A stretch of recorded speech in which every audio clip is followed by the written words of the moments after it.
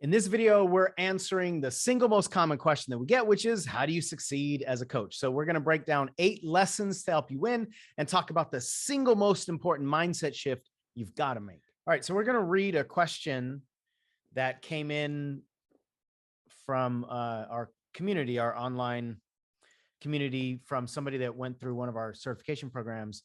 And it's essentially the most common question that we get asked, which is, how do you succeed? And the question is, dear Sean and Michelle, from your observation, what are the key elements missing for coaches to be successful as an entrepreneur? I greatly appreciate your insight and assessment. And this comes from Anna. So thank you for the question, Anna. And it's a really important conversation. I think it's a discussion that people don't put enough energy into, or don't learn the lessons from, or don't ask enough people what you did wrong and what did you do right. Because ultimately, like, we're all humans and we do very similar stuff. When things get difficult, humans tend to do similar, fall back into similar patterns, and we tend to make similar mistakes. And so one of the best things we can do is obviously learn from the wisdom of others and not make all the same mistakes that most people are making. So we're going to break this down, and I'm going to turn it over to Michelle because she spelled out in her response the 8 lessons that she's learned over the course of multiple years, looking back to answer this question. And before, you gave a really powerful, I think, response of kind of what you were doing wrong. I mean, we don't love to frame things as wrong, but that's essentially what we're talking about. These are the mistakes that I was making. And I'm sure we'll get into this in this conversation, but adversity is part of the journey. And so as much as we want to help people avoid mistakes, we can't help you, nor would we want to help you avoid adversity, because that's part of the process of building muscle. That's part of the process of learning lessons about yourself, etc. And there are some landmines that we can maybe help you avoid or learn lessons quicker than we had learned if we knew some of these steps, or if somebody had planted some of these seeds. So go ahead and you can just read your response or comment and add some explanation or what have you. So take it away. I loved the question, and I wanted to respond from my personal experience for all the reasons that you just said, right? So I thought about my journey of learning to become a successful entrepreneur and what was going on with me when that wasn't actually happening. And early on in my journey, I was evaluating my entrepreneurial business with an employee mindset. And that was actually brought to my attention by somebody else. And when she said it to me, I recognized, well, what other mindset would I have? Like, of course, I'm evaluating it with an employee mindset. I never learned how to be an entrepreneur. I learned how to work hard as an employee. So I expected that I would do an action, like I would do a thing and I would get a thing in return. And I also expected that, like, the harder I worked, right, the more things I did, the more things I would automatically get in response, like equal exchange. I didn't have long-term vision. It was very short-term focused. And then my unrealistic expectations of the do a thing, immediately get a thing, it often kept me frozen in action because I deemed that I was doing something wrong, when in reality, I just simply hadn't been doing the thing long enough without the expectations to see any results. And I was also seeking other people's solutions to the problems that I was having. I wasn't dependent upon myself. Right. So let's start. Let me add. Obviously, I got a lot to say about this. The biggest takeaway I personally had in a marketing course that we did a few years ago was that most people have an employee mindset and they're playing the entrepreneurial game. And it's just, almost a hard stop, meaning if you have an employee mindset, you can't win. So you have to learn how to move from an employee mindset to an entrepreneurial mindset.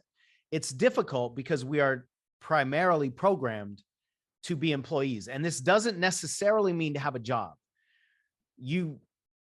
It usually, people that have an employee mindset are more comfortable with a job because of the program, because of what you were just saying. An employee mindset works on a linear transactional basis, which is what you explained. It's linear. The harder I work or the more hours I put in, the more I get in return. And just the idea that I do something and I get something, that's transactional. So when we have an employee mindset, we think that we should do a Facebook Live and get something in return. We should send out an email and get something in return. Everything that we put out, we should get something in return. And I think everybody intellectually knows in business that's not the case, but emotionally, that's how almost everybody is responding. That's why people will do certain things and get frustrated when they don't get something in return, because their employee mindset is operating on what you said, expectations, that this is the way it's supposed to be. So if somebody has this employee mindset with the expectations of the linear transactions and this, it turns into like a deserve thing. I deserve success because I've done all these things. And the more that I do and the better I am as an employee, and, you get training for other people, right? So you said you were seeking other people's solutions. So if somebody will just tell me how to do this job, I will follow all the instructions and then I should get all the success. And in reality, especially in the coaching industry, following somebody else's instructions and just playing follow the leader when you're not exactly like that other person, which means your product is not exactly like that product, and your circumstances are not exactly like their circumstances, and your variables are not exactly like their variables, then you following their exact process is actually worse than you just doing stuff on your own and figuring out what works. But we're not programmed to operate that way. We are wired to operate that way, I think, at a core human level. We're wired to explore the world and see where our boundaries are and see what we can get away with and see if we do this, what happens, and then adjust according to the way that we learn. But very quickly as children, we're usually programmed out of that or punished out of that. So the good news is we're wired to be entrepreneurial. We have it in our nature, but we don't have it in our nurture. We don't have it in our programming. And so probably the biggest thing that people can do to set them up to succeed is to learn how to think like an entrepreneur. Until that happens, almost everything you learn about being an entrepreneur is useless. And I hate to sound, I don't know what the best word is, cynical. I hate to sound demeaning, but if you don't make the shift in your mindset to an entrepreneur, then even if you have all of the right things to do, your employee mindset will mess them all up. Your expectations will mess them all up. You'll create sabotage and not actually be able to follow the entrepreneurial rules. And because of this, I think this is maybe the most valuable thing that we can teach people. And this, I want to do an entrepreneurial school, and I don't know when we're going to do it. So if this is, intriguing and exciting and you think it'd be valuable for you, check the description and see if we put a link in there for, an upcoming entrepreneurial course, or if we've already done it by the time you watch this, we'll give you information on it. But your shift from employee to entrepreneur is the single most important thing you can do, because that's the engine of the whole car. And so when you can change the engine of the car to operate like an entrepreneur, you'll be able to implement a lot of the rules and strategies and templates that you learn, but you'll also be less dependent on them. And I think that's really critical. So you'll be able to implement them more, and they won't mean as much because your entrepreneurial mind and spirit is the most important ingredient. And we have a free download, the 9 irrefutable laws of entrepreneurship that we do have available right now. So you can take a look at that link in the description. And these are just the 9 laws that you have to understand and play by when it comes to building a business of any kind, especially a creative business. So that's as far as I'm going to go for now. It truly, literally is hours and hours and hours and hours of teaching, and it will be once we do this course. But for now, go ahead and get to bullet number 2. Unless you want to add anything to that. The one thing I do want to add is you said that you can't win. And I believe it's because you could be winning, but you'll never feel like you are because of the mindset that you have. And if you don't feel like you're winning, then you're not going to continue and do all the actions that you just shared, because what winning looks like to the entrepreneurial mind is different than what it looks like to the employee mind. That's why a really important out of the game. Yeah, the entrepreneurial journey. And we talked about transaction being kind of the currency of the employee mindset. The currency of the entrepreneurial mindset and progress as an entrepreneur is more about investment and making forward progress. But what progress looks like on the entrepreneurial journey isn't the same as what progress or success looks like on the employee journey. So I'm really glad you added that piece. You won't even recognize. So with the employee set of standards, you might be winning as an entrepreneur, but have decided you're losing and probably quit. Yeah. Yeah. But wait, before you go on, here's my question. And this is a question for all of you watching or listening. Would you actually learn how to become an entrepreneur? And I'm not saying that necessarily just from like a sales and marketing standpoint. If we create the course, would you buy it and would you participate in it? My question is more conceptual. First of all, do you believe what we just said? That unless you make the shift to an entrepreneur, then the entrepreneurial game is always going to be out of reach. But if that is the single most important piece, because that's not a sexy part, right? What's sexy, it's what's so sexy in this industry is the 1, 2, 3 assembly line approach, because that appeals to the employee mind. That's why those approaches are so sexy, because the employee mind is craving that and demanding that. So the employee is saying, tell me exactly what to do. I'll do it. And then I should succeed. And I literally in 17 years have not seen that work once, not once. I've seen all kinds of people, myself included, that have taken bits and pieces from programs that we've gone and coaching that we've done with people and seminars that we've attended and added it to our recipe. I've never seen a single person follow somebody else's recipe and succeed, not once. And I guarantee it won't ever work.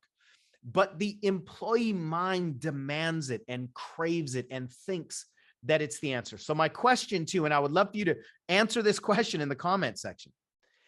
If you believe that this truly is the single most important shift, and it's really about the truth, not the fantasy, like this is about you shifting into the independence of entrepreneurialism, would you take that course?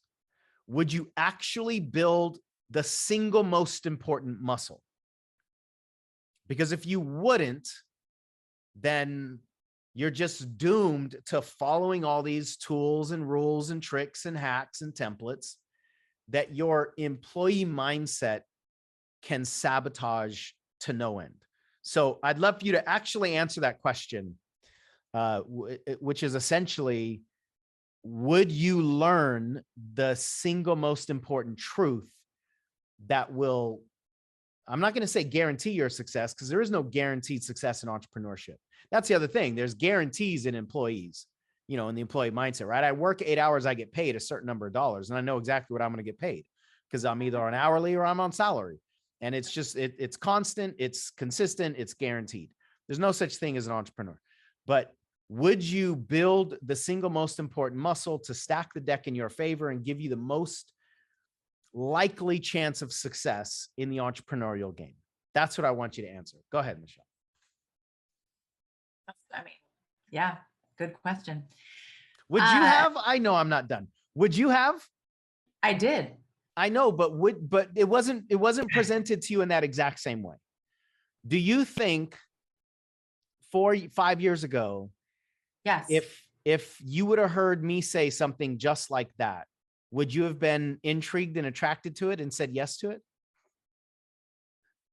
I don't know that I would have been like intrigued and attracted to it, but I wanted to build what was going to be like I wanted to build a stable foundation. I'd already done an entrepreneurial business prior to getting into coaching, where I tried to do the quick fix stuff, and I just didn't need to repeat that again. So yeah, I wanted to know what didn't work over there, and what did I need to learn? Like, for real, no BS. Like, is this it? And that's what it was for me. I recognized that that's what was missing for me, that I was looking at this wrong. I didn't have the right mindset. I didn't have the right attitude and energy towards my business. So I said, yeah, I got to learn how to do this. Like, I got to learn how to think differently, not ask for what to be told to do. And it wasn't easy because I had a lot of programming around tell me what to do. Right. So it was a continual conversation, but yeah, absolutely. Yeah. You said a really important word, stability. And that's about foundation. So learning the foundations of success are always going to be better than learning the fads of success or the tricks. So that's ultimately what people need to decide, if they're willing to play the long game and build stability rather than just overcompensate for their fears and insecurities and try to succeed anyway. Okay, go ahead. Why? Because this mattered to me. Like this work, right? Like, this mattered to me. So I didn't want to screw it up. I mean, this is a really important question for me, and all of you watching and listening. This is like a perpetual marketing and messaging question. Do we teach the truth? Because the reality is, a lot of people don't buy the truth. They buy their fantasies. They want their fantasies to be real. So, a lot of people buy the pills. They don't learn how to work out, or how to eat right, or the foundations of stuff, because foundations, it's just not sexy to most people. So anyway, go ahead. Yeah. I mean, I almost was like a little bit like, are you really asking me this? Like, not offended, but kind of, when you asked it. And it's what I just said that I think for me is what it was. Like, this mattered to me. Like, this business mattered. So what was actually required, I wanted to know. I just didn't want to be lied to anymore. Yeah. Perfect. So yeah. So another thing that I did when I wasn't successful as an entrepreneur is similar to what we were talking about. I didn't create my own definition of success. So I was looking around and following what I saw other people doing and what they were achieving. And I was incredibly unfulfilled and unhappy because I was never going to be enough to be somebody I wasn't. So I needed to slow down, and I needed to assess and redefine what success was for me, what the right thing to do was for me, and then take action from that place. So when I was struggling, it's because I was following other people's recipes, like we were just talking about. Yeah. And again, there's nothing wrong with grabbing ingredients from other people's recipes, but don't think you're just going to follow something that wasn't created for you specifically, and it'll just, it'll just succeed. I mean, you're worth the personalized attention. Yeah. So I was committed to knowing the outcome, which needed to be successful, right? According to the not my definitions, before I took any action, so that I knew I wouldn't fail. And because of that, I didn't take nearly enough action because I was demanding to know the impossible, as you say. Right. So I needed to know that what I was going to do was absolutely going to work, that if I was talking to somebody, that they were going to say yes. If I offered somebody something, they were going to say yes. People were going to like what I wrote before I published it. All of those things were requirements. So you can imagine I didn't talk to a lot of people, ask a lot of questions, or publish a lot of stuff.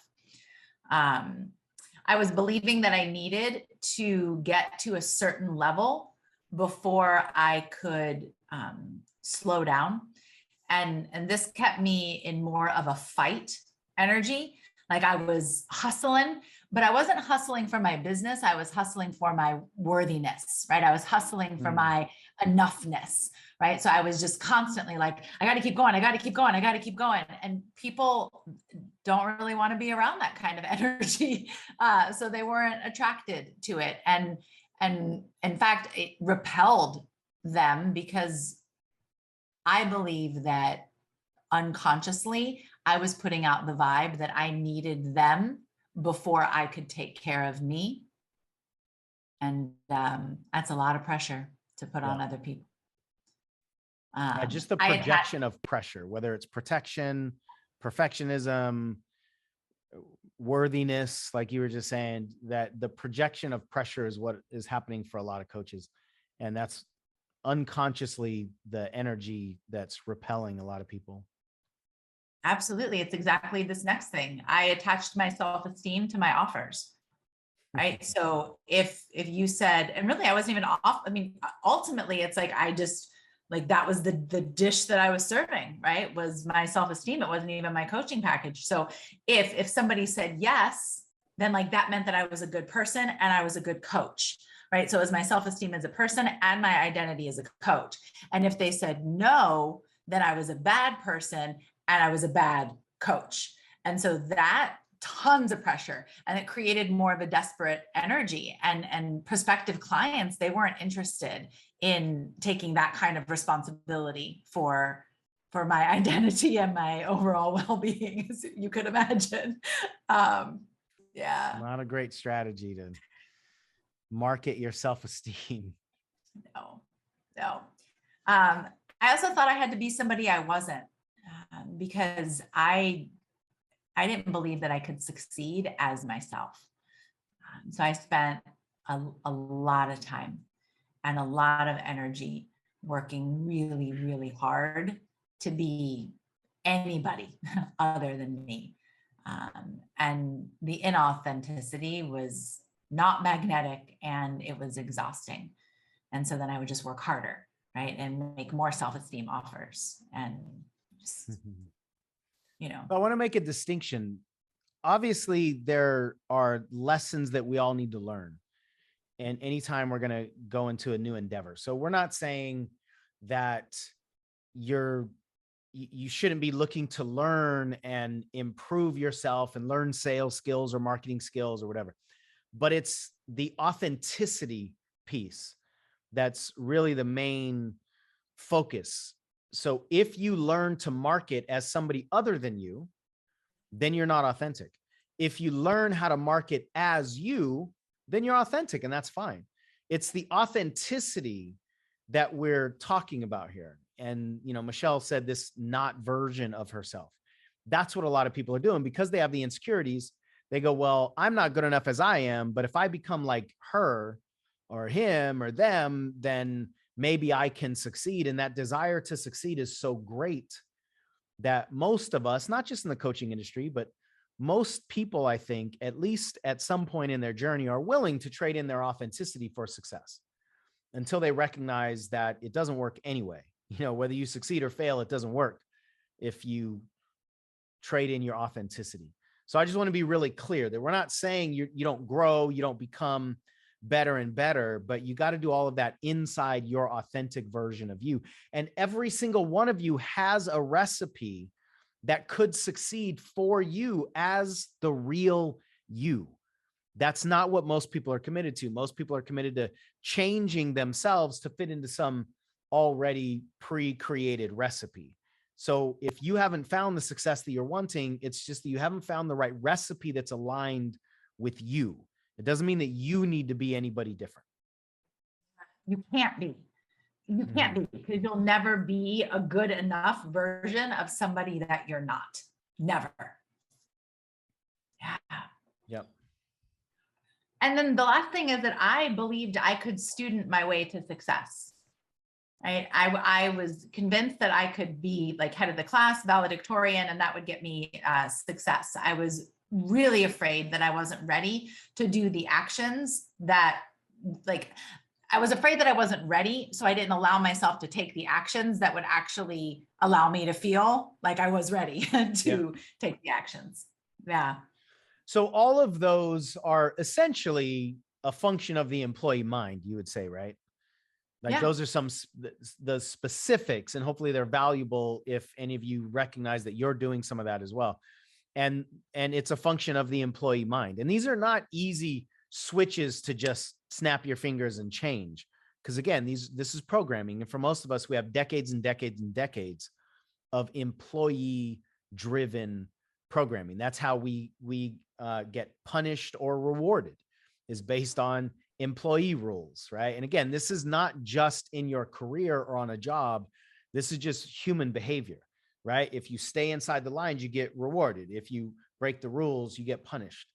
And that's the cause of these symptoms. So like what you just went through is kind of the symptoms of what happens as an employee mind tries to play the entrepreneurial game. So let's get to these 8 lessons of what you eventually learn to do to become more successful as a coach. Yeah, I learned to think like an entrepreneur. It took time, and I made it important. And the way that I did it is I hung out with entrepreneurs. I spent time around. It wasn't about reading books for me. I wanted to be in the space of other like business owners. So I hired a coach who was a successful entrepreneur. I worked for free, right? And just like, let me learn, let me understand not just the skills of what to do, but how are you thinking about things? I want to know why you're making that choice. Why did you like, I became very ferociously curious about the mind of an entrepreneur. And I asked a lot of questions of people. I asked people that I opted in. I had a conversation online with somebody today of just like who I know is doing a program. And I'm like, okay, how's it going? How many people are engaged? How many people are saying yes? Like I'm picking his brain because I want to understand it's not just somebody at a beginner stage, right? Because I have a lot of clients who are brand new coaches, or somebody in the middle, right? Or somebody that is successful and has like a 6, 7, 8-figure business. It's how do they think? I want to understand how they think about things. So I made that a priority for myself. And I learned that that mindset is more about giving and creating and building. And the employee mindset that I had been operating from was more about receiving and about getting. So instead of looking at the like, okay, how much did I get from that thing? I started to train my mind to think about how much did I give? How many articles did I write? How many videos did I do? What am I putting out into the world? Yeah, what part of the success of the entrepreneurial journey that we kind of touched on a little while ago is growth and increasing value. Whereas the employee mindset, as you said, is about getting, right? Do a thing, get a thing. The entrepreneurial mindset is about giving and improving and growing and learning from a mastery level perspective, not just do enough to get something. And I think what's critical about what you said is you wanted to learn how to think, not what to think. Bingo. And most people are wanting to just be told what to think and then what to do. That's Yeah. employee work. Mhm. You need to learn how to think and then how to make decisions about what to do and then how to respond to those decisions. All right. So lesson number 1 is learn to think like an entrepreneur, and it'll take time. Lesson number 2, I kept my job. So I was not stressed out financially. Is just, I see it. I did it in my other business, focusing on the money. It's just stressful. And I just didn't, this mattered to me. So I didn't want to be stressed out. So I kept my job. So my caveat to that is the most important thing here is the stressed out financially.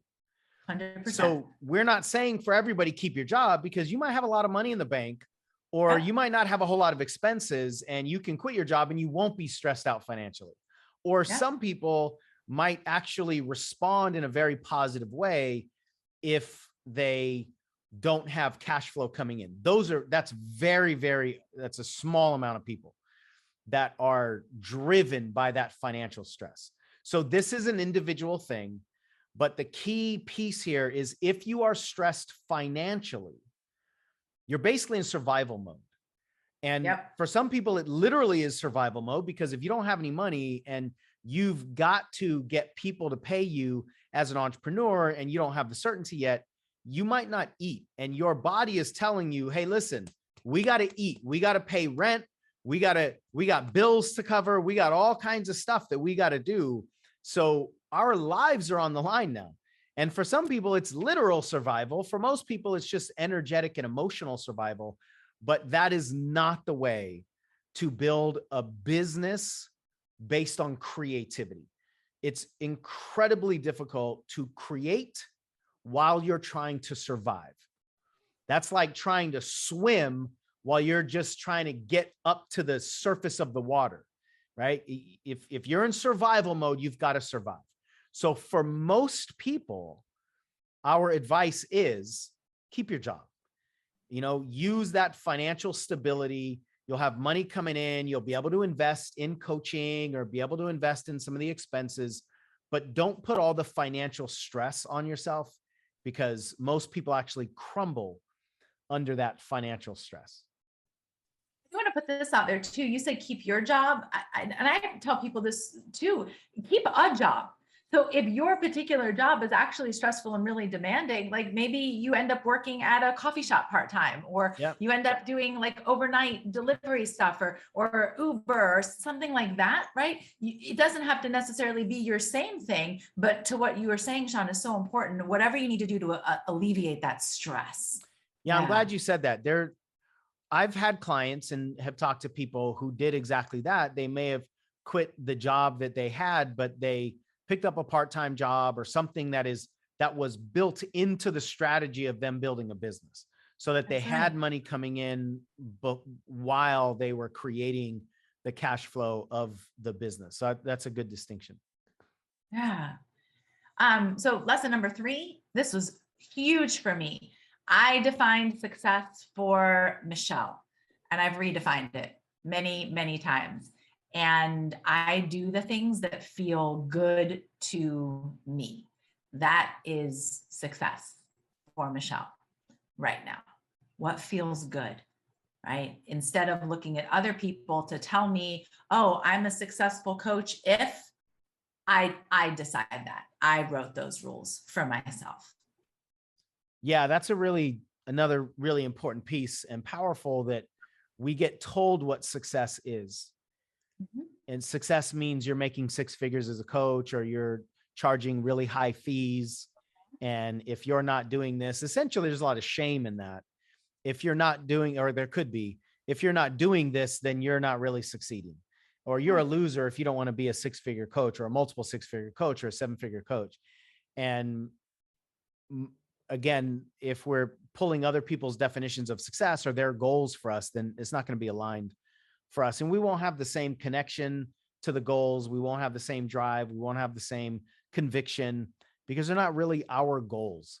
So our own personal definitions are really important. And we keep talking about the personal journey. So this is a good time to remind everybody, we do free consultations for any of you that want support on a one-on-one personal level, whether it's anything that we're talking about in this video, and internal obstacles, external strategy stuff, whatever. You can click the link in the description and schedule a free one-on-one coaching session so that you can get that support that Michelle's mentioned a couple of times. Like, it's worth it, and this matters to you. And most people don't give themselves the gift of the individualized attention.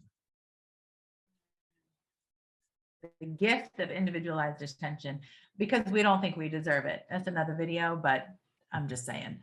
I got more excited. Lesson number 4. I got more excited and started to focus on the actions I was doing instead of the outcomes.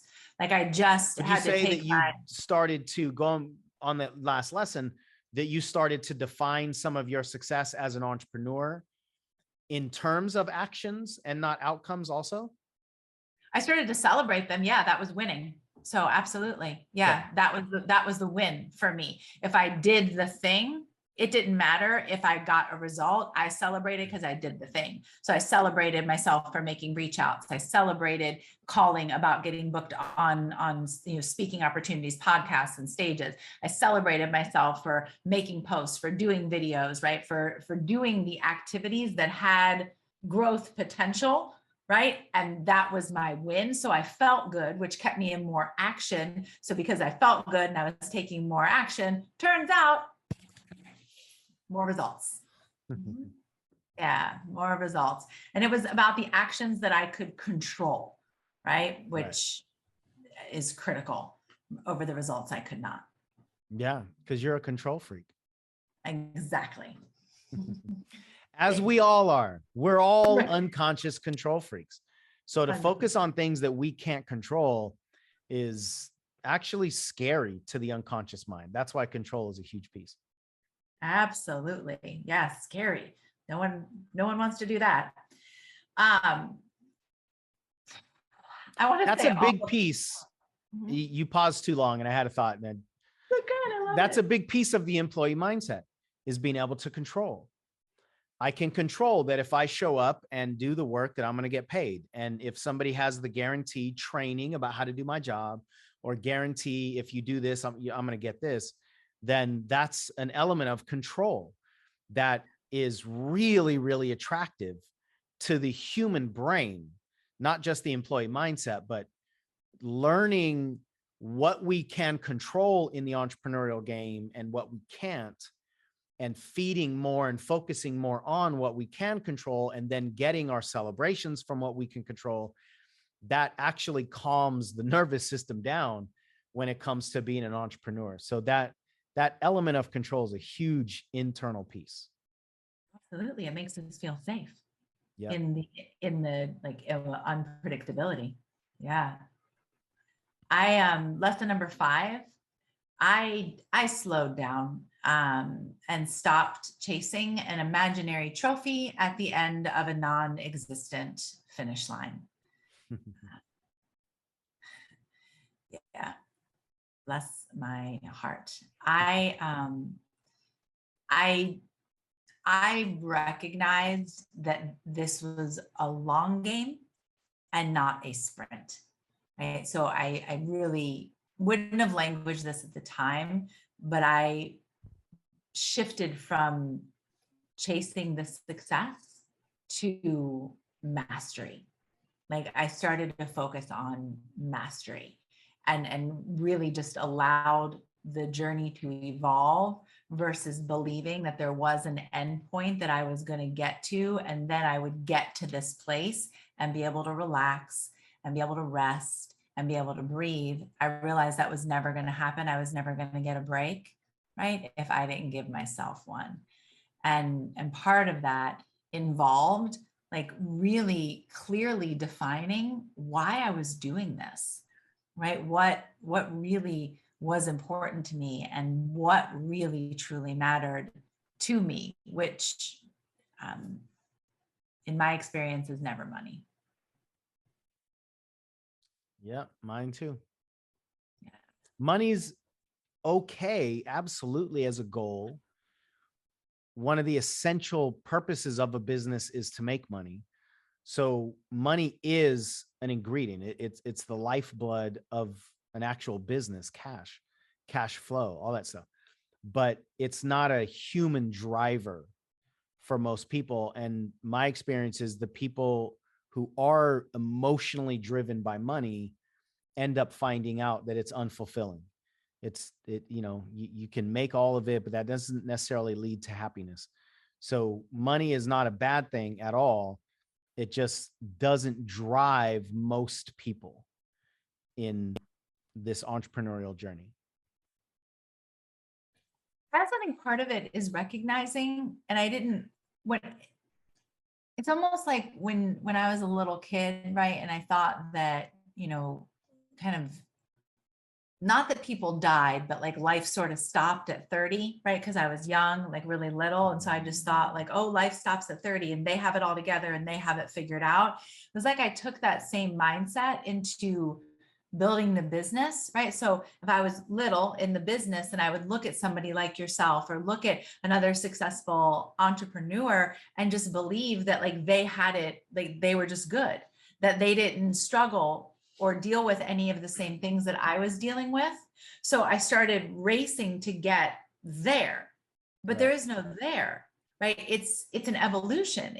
This is a continual evolution for somebody who has that entrepreneurial mind and wants to grow and build that business. And so when I realized that, I was like, oh, I'm racing somewhere that doesn't actually exist. These people are just, they're going through their version of the same thing. So let me breathe so I don't kill myself on my way to get somewhere that actually doesn't even exist. Yeah. Number 6, I invested my money, my time, and my energy in private coaching. And I discovered how to unhook my worth from other people's actions. That was huge for me. I had to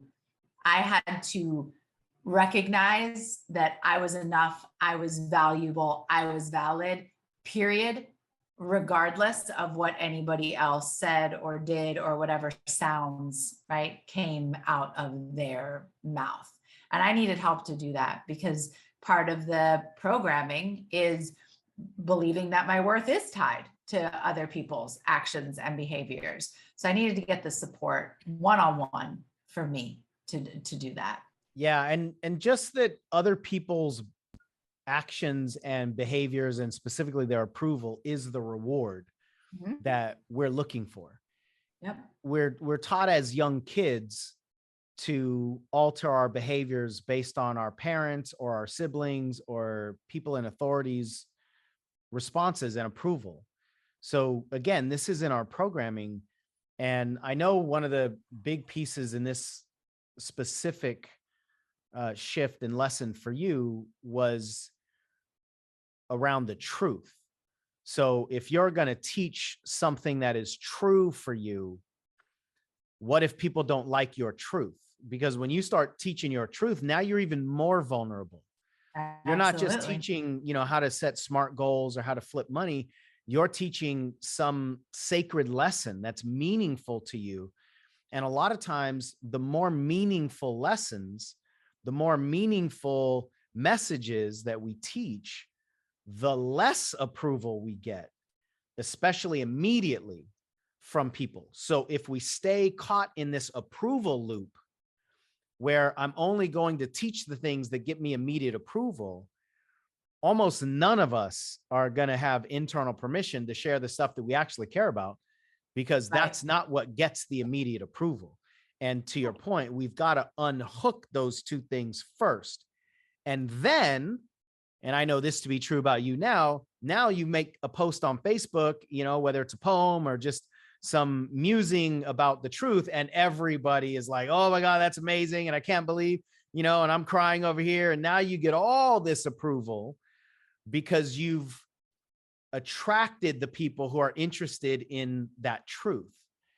But in the early part of our messaging, when our message is evolving, especially, we don't get the same kind of approval ratings especially online, especially on social media. It's just not how people operate out there. So I'm glad you said that you unhooked your worth from other people's actions, because without unhooking, then we're always going to be chasing people's approval. That's dangerous as a coach inside of a relationship with a client. Yeah. Yeah. I mean, we're basically, we're prostituting our message. We'll give people the message that they want, or we'll say the things that they clap for, rather than what's real and authentic for us. And what's actually going to help them, because sometimes what's going to help them doesn't actually feel good. And I had to, that was something I had to grow into or grow out of to come back to, to be able to do that and really show up cleanly in delivering the message and in advocacy for the people that I served, not in protection of my identity and my self-worth. Yeah. And with that, lesson number 7 is I discovered who I was underneath my patterns and my protection and my programming. And I gave myself internal permission to boldly show up as her. And I started swimming in my own lane and with my head down and focused on where I was going, not looking to the left at what she was doing and looking to the right at what he was doing. And sometimes I did stop and look around just to see and be like, oh, I like that. That feels good to me. I might want to try that. And that's pulling the recipe over. But I was moving from what actually feels good for Michelle and what's in alignment with Michelle and how Michelle talks and how I teach and what I believe in, not some borrowed version of somebody else that I'm like wearing like a suit on top of my own skin. Yeah, this is a huge conversation, something that we'll definitely dive into in the entrepreneurial course. Distinction is so incredibly powerful and important and a requirement in marketing, but standing out is scary for humans.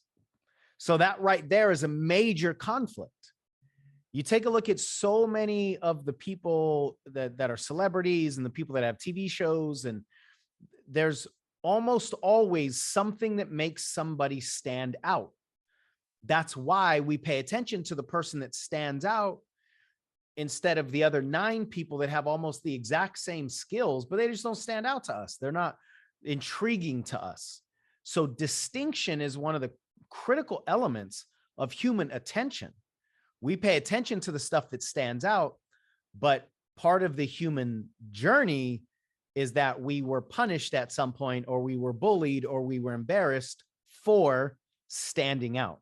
So this is a personal journey for a lot of people that's tender, that can take some time, but it's the most liberating, or one of the absolute most liberating lessons, at least, when you learn that it's okay to be yourself and you give yourself permission to be yourself.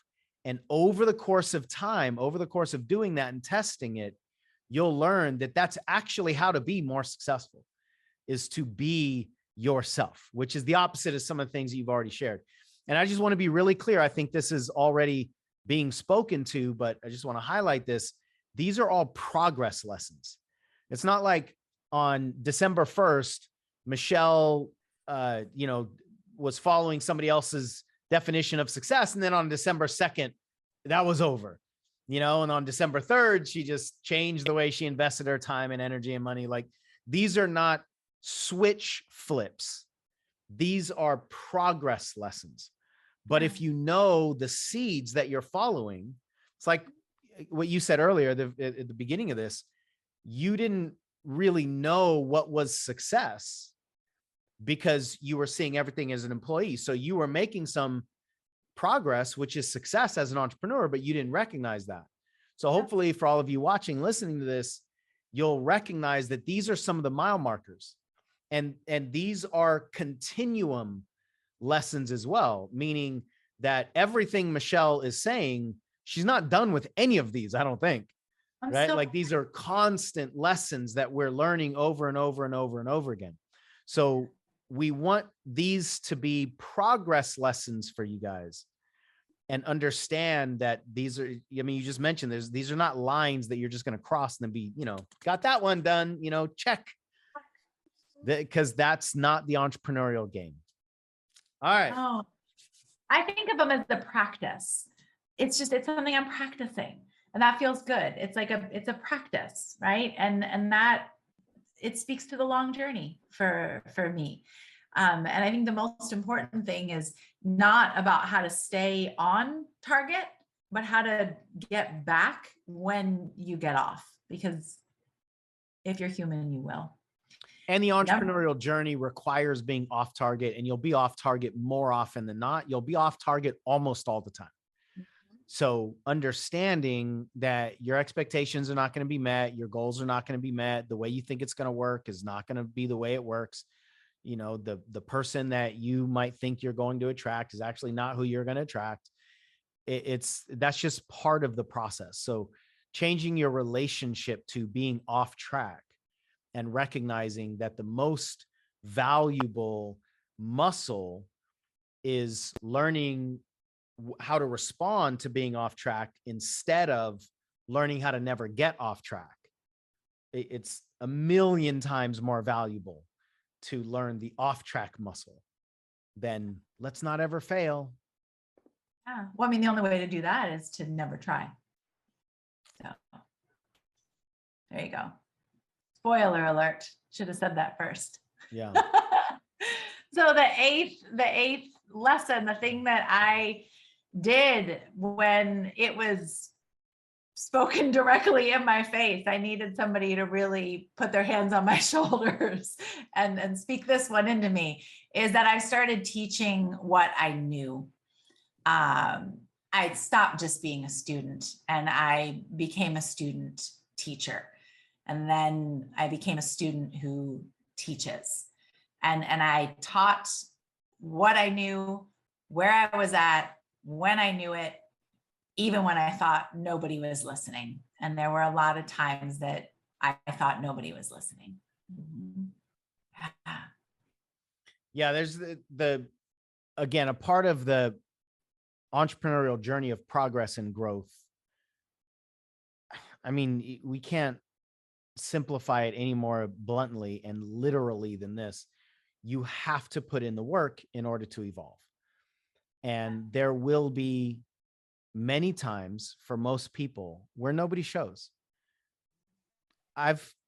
It would take another hour for me to remember all the times when I created a program and nobody showed, or I did a webinar and nobody showed, or I, canceled 4 events in Canada because nobody bought tickets after I'd already paid for the room and shipped books and all these, those thousands and thousands of dollars that I lost out on. It's part of the journey. And what you learn when all of that stuff happens is the lesson that will take you to the next level. But people want to go to the next level without learning the lessons that are required to get to the next level. And that piece right there can sum up what the entrepreneurial mindset is, with all kinds of applications of that, right? Like it's about learning. And part of learning is adversity. And part of learning is people not showing up. And part of learning is people not liking what you say. And part of learning is telling you that as soon as you grow a vagina, then I'll listen to your advice about mothers, right? Which is literally a comment that I got on one of my videos last week. That's how it started. As soon as you grow a vagina, I'll listen to your advice about what mothers need to know about. You think she's watching this video? Raising sons. I doubt she's watching this video because I haven't grown that thing. And it sounds like that was the condition that would cause her to watch more videos. So it's all part of the process, and it's okay to not like the process. It's okay to be afraid of some of it. It's okay to not enjoy it. I don't enjoy it. We're teaching all this stuff. I don't enjoy it. Michelle doesn't enjoy any of this stuff. that we're talking about. It's not enjoyable, but we can learn to value it. So if you learn to value and learn from adversity, now you have a chance. If your goal is to avoid adversity, you have no chance. Not in the entrepreneurial game, where adversity is literally the lifeblood of your learning. So you can't remove the only thing that you can learn from and still learn the lessons that you need in order to grow. So this is a process for everyone. The timing is going to differ. Obviously, there's so many variables. Nobody's going to have the exact same timeline, but the most critical support that I think you can have and give to yourself, which is, you spoke to it a couple of times, Michelle, is the support of a coach, the support of a community, the support of accountability, the support from people and groups that will help you through the process. Don't spend your time, energy, and money trying to find tricks around the process. Spend your time, energy, and money getting the support through the process, because who you can become on the other side, and that stability that we spoke to, and that independence and the change in how you think, is the most valuable thing that will create the success that you're looking for. So this whole video has really been about the inner game. Now, this is not taking away the importance of strategy. If you don't know how to go live on Facebook, or you don't know when to post and how to figure out what to message and what hashtags to use and how to send out emails and how often you should email, like, all of those are important questions to get answered, but they're nowhere near as important as the foundational stuff. And without the foundational stuff, you won't like the answers to a lot of those questions, or you won't be able to implement what you learn and stay committed, because you don't have the foundational piece. So this is not an either or conversation. We're just saying, below the surface, you need to understand this stuff, right? If you think about that iceberg image that I think most of us have seen, above the surface is like 5 to 10% of the game. Below the surface is almost the entire thing. That's what's going to determine whether you succeed or not. And hopefully these 8 lessons, with the explanation and especially the distinction between the employee and the entrepreneurial mindset, will support you in that. And having said all of that, if there are any questions that you have, anything you want to say about any of the stuff, or if you have other lessons that you've learned along the way that you want to add to this list, then please do. And we want to create an interactive, engaged conversation about all this stuff, because entrepreneurship is not linear. It's a flexible, transformational, flowing, messy, irritating, liberating, frustrating, exciting journey, all wrapped up together. And for those of you that do really want to commit to this entrepreneurial journey, it is succeedable. It is winnable with the right mindset, but not just by following rules and tools and templates and hacks. So again, if you want any support, comment, sign up for a free consultation, and we'll do whatever we can to support you. Michelle, thanks for going through these 8 lessons and the conversation before about like what you were doing that wasn't setting you up to succeed. Is there anything you want to add to the end of this before we wrap? Yeah, that don't try to do this alone. I mean, that's the biggest thing. Because I think early on, one of the questions that I know I asked you numerous times is like, you went through this, right? Like, this is normal. I'm normal. This is okay. And knowing that, having that community of people, being able to have the answers to these questions, and just know you're not crazy. You're doing a good job. Keep going. Like, I got your back, in terms of cheering you on, right? And giving you a space to feel like you're supported as you do this journey is critical.